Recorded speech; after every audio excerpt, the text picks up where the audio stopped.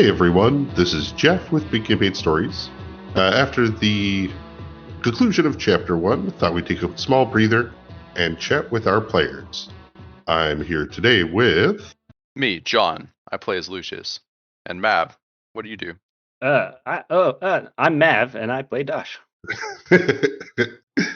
Groovy. So, question 1. How does your character feel about bold requisition? Hold on a second. You go Just for gotta this, roll boss. my lightsaber check.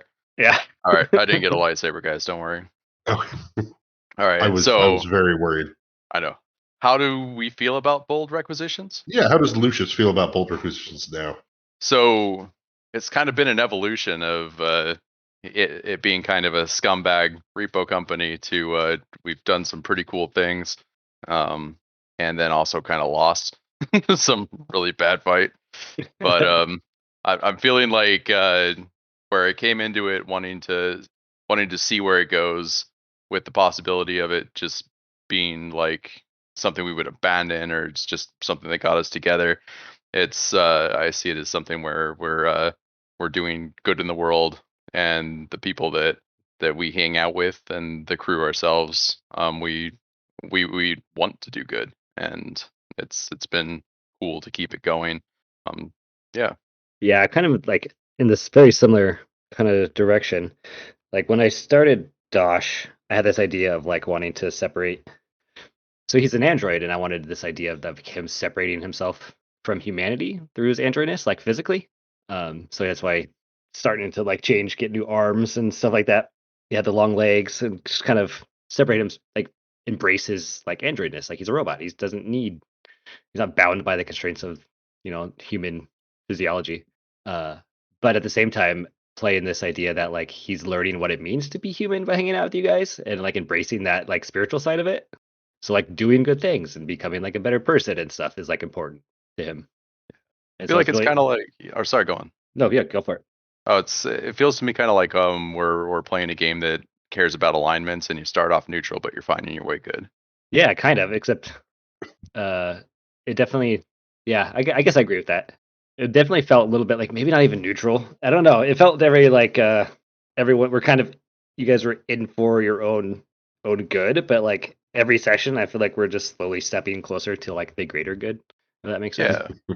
Just swirling towards that chaotic good sinkhole.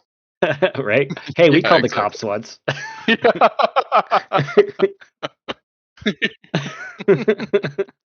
I just remember the song Bootlicker.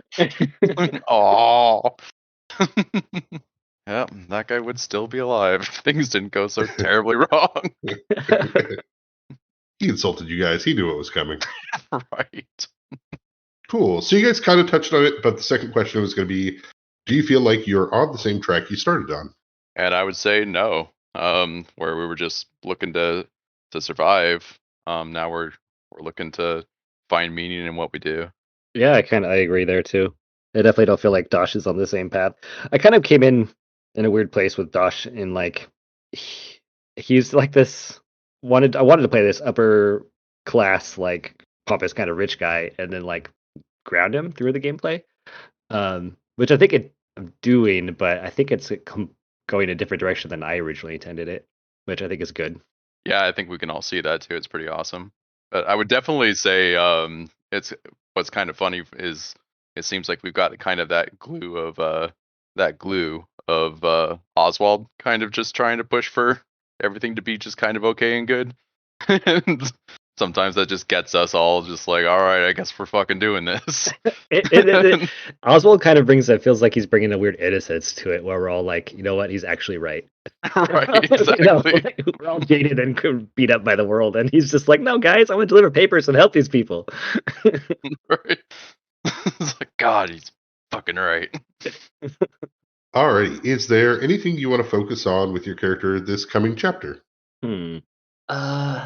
Yeah, I think I would like with Dosh. I kind of want to try to like. I've been very reactive in how I play him because I didn't really have a solid like foundation of how I wanted to play him in the initial. Like that's kind of how I do a lot of my characters. Is I like to build out the first bit of the campaign.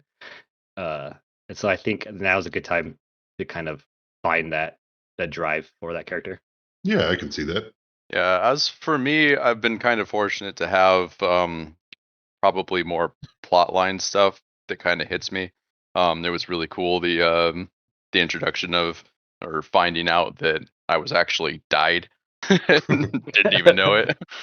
um, I've got the cool interactions with what's left of the family, and for me, it's awesome to see that progress. I like we try to discuss what does that look like and kind of take some ideas and then just kind of see how it goes.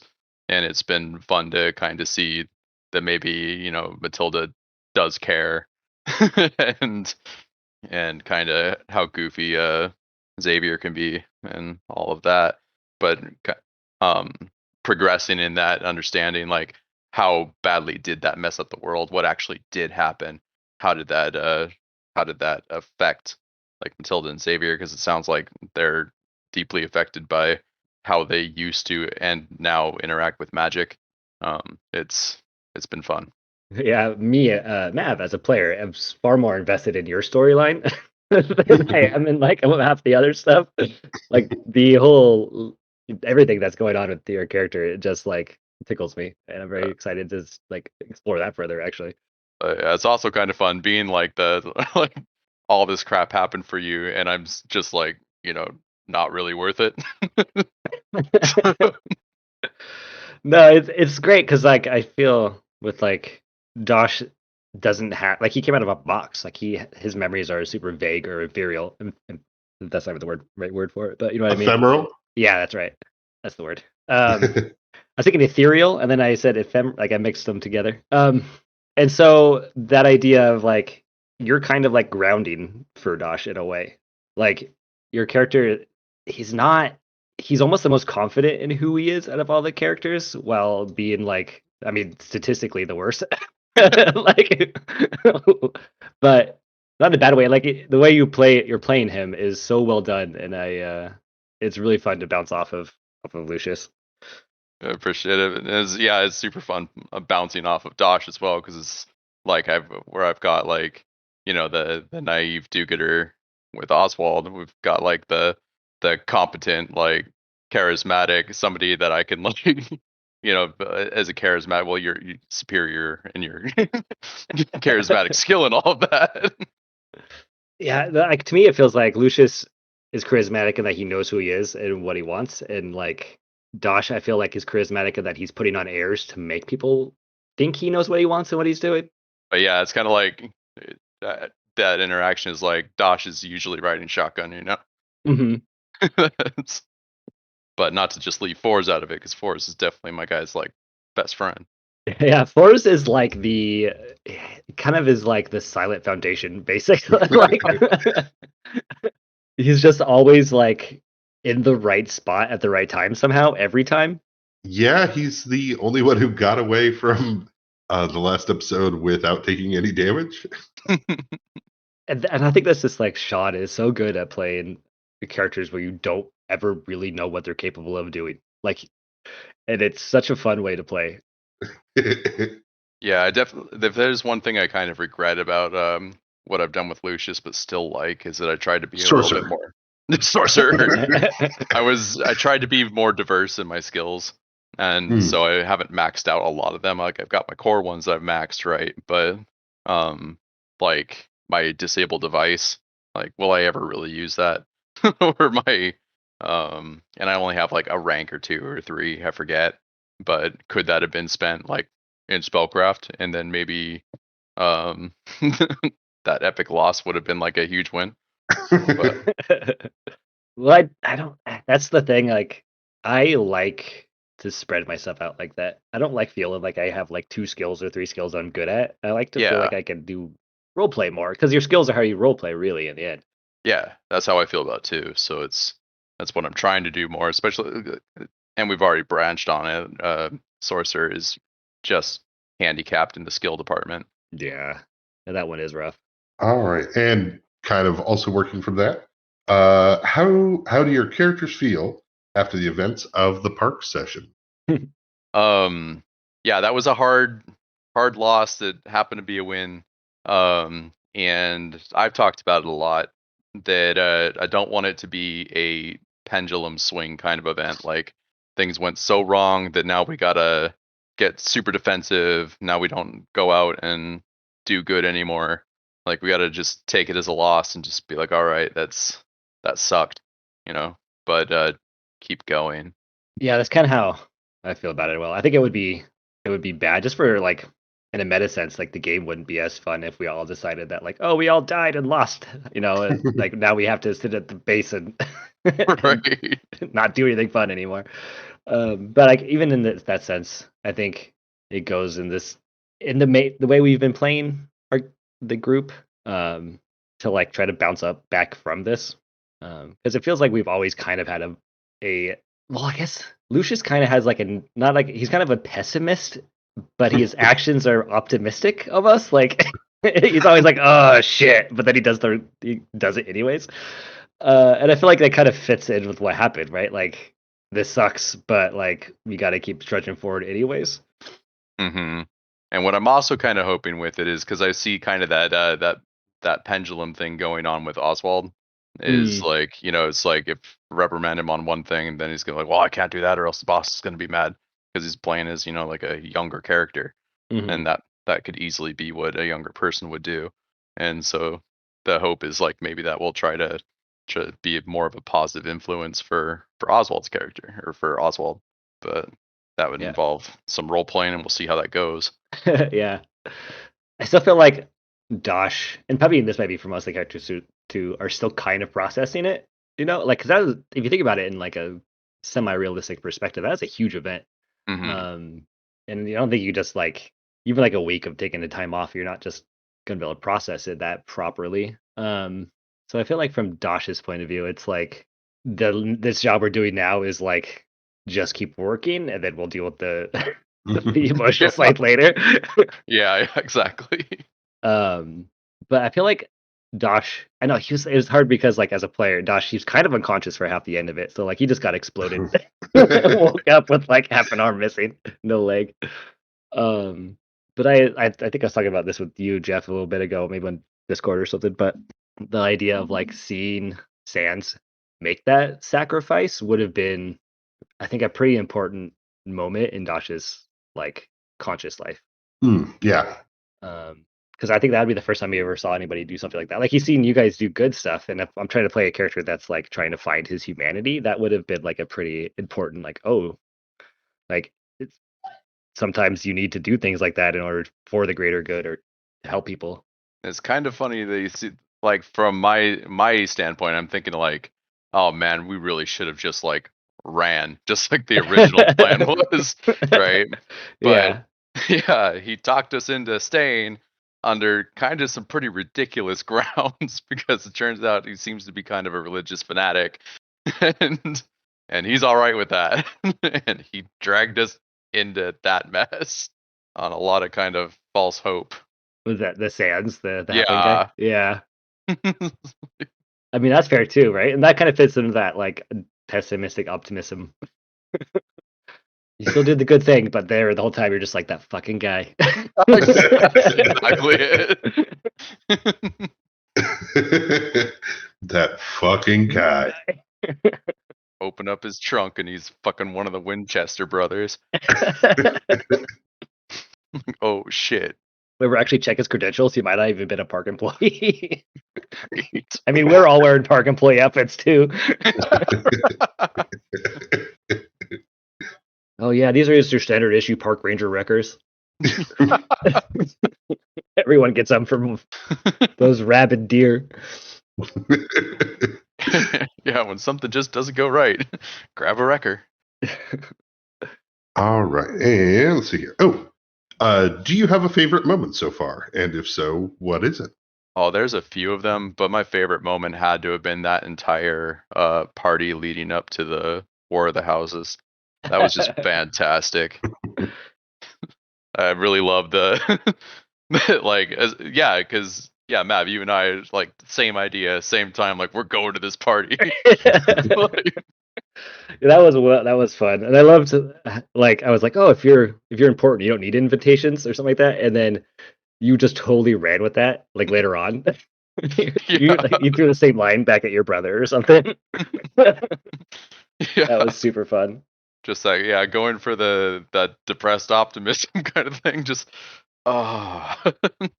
Yeah, the party was fun. I really like whenever I get to interact with Barry somehow. It feels like it's always poignant in a way. And then so like on a serious note, I think that's one of my favorite parts. But I really think I liked the standoff with the Marines when we were at the Red Bandana. Not the Marines, but the Applied Solutions. Mm. And Jesse just being like, run, take it off. Like, I don't know. I thought that whole standoff bit was fun. Yeah, that was a fun one. That was the time where things could have gone terribly wrong, but it felt like they went just very right. Yeah, and I like that feeling of like, and I think that's kind of why I like RPGs, I guess, is that feeling of like, you actually feel like you're overcoming something a bit, and it doesn't feel like it's handed to you. Yeah, I think there's a certain amount to doing everything right and getting in the right position, but still having a very reasonable chance of failure. Yes. Versus the video game option of like, well, I should be at the level to take this. If I'm not, I can go grind. Mm-hmm. Yeah, it's just one of those moments where I felt like all the choices and the dice rolls, because that's also a thing, worked out in your favor, and it just feels good, and everyone's doing the right thing, and yeah. Yeah, I think, yeah, definitely. Anytime the dice want to help tell the story, it becomes a lot more fun. Yeah. It also helps when the dice decide the opposite story for you, like when Lucius rolls a natty 1 on his check to save the day, we all blow up. It also creates really fun stories. So yeah, not rolling good the past couple sessions. All right, and let's see here. Yeah. Then number 6. What's something cool you want to see this coming chapter? I would love to see like just like it's so overdone, but like the hero moment for Lucius, like just because he's so like like just the one moment where you're like, gun up and let's do it. Just because it's like so not your character.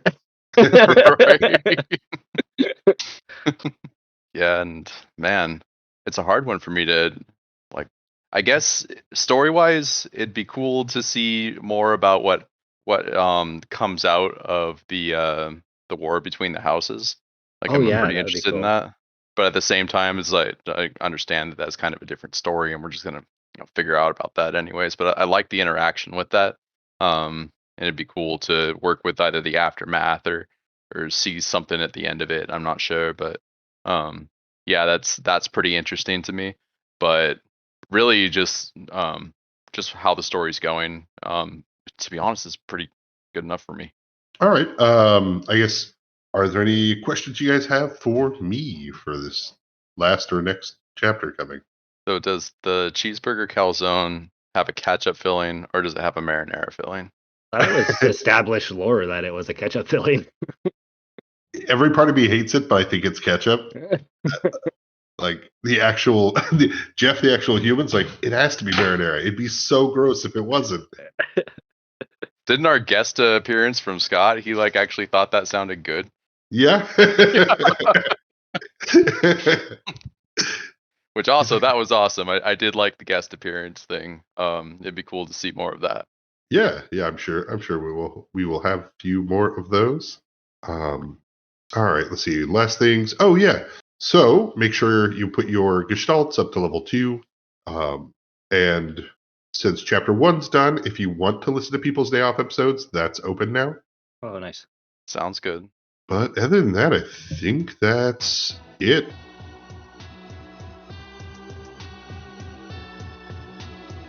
Thanks for listening. And of course, like, review, rate, 5-star, all that jazz if you can. Our intro and outro music is from Nihilor. The title of the track is Catabasis. Alright, have a good one. Bye!